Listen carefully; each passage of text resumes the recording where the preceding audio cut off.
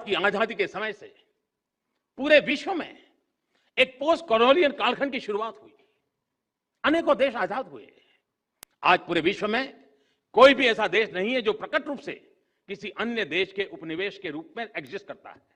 लेकिन इसका मतलब यह नहीं है कि उपनिवेशवादी मानसिकता, कॉलोनियल माइंडसेट समाप्त हो गया है। हम देख रहे हैं कि यह मानसिकता अनेक विकृतियों को जन्म दे रही है।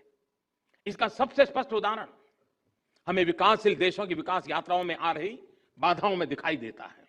जिन साधनों से, जिन मार्गों पर चलते हुए विकसित विश्व आज के मुकाम पर पहुंचा है, आज वही साधन, वही मार्ग विकासशील देशों के लिए बंद करने के लिए प्रयास किए जाते हैं। ऐसे भारत पर पर्यावरण के नाम पर भांति भांति के दबाव बनाए जाते हैं।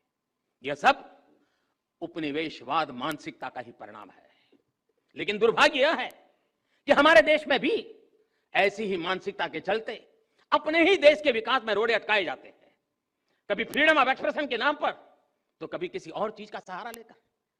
हमारे देश की परिस्थितियां, हमारे युवाओं की आकांक्षाएं,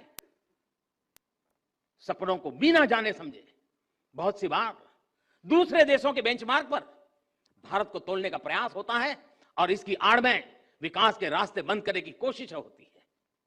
इसका नुकसान ये जो करते हैं ऐसे लोगों को भुगतना नहीं पड़ता है। इसका नुकसान भुगतना पड़ता है उस मां को जिसका बच्चा बिजली प्लांट स्थापित न होने के कारण पढ़ नहीं पाता। इसका नुकसान भुगतना पड़ता है उस पिता को जो रुके हुए सड़क प्रोजेक्ट के कारण अपने संतान को समय पर अस्पताल नहीं पहुंचा पाता। इसका नुकसान भुगतना पड़ता है उस मध्यम वर्गीय परिवार को जिसके लिए आधुनिक जीवन की सुविधाएं पर्यावरण के नाम पर उसकी आमदनी से बाहर पहुंचा दी गई।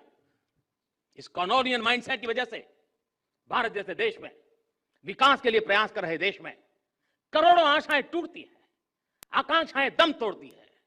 आजादी के आंदोलन में जो संकल्प शक्ति पैदा हुई उसे और अधिक मजबूत करने में यह कॉलोनियल माइंडसेट बहुत बड़ी बाधा है।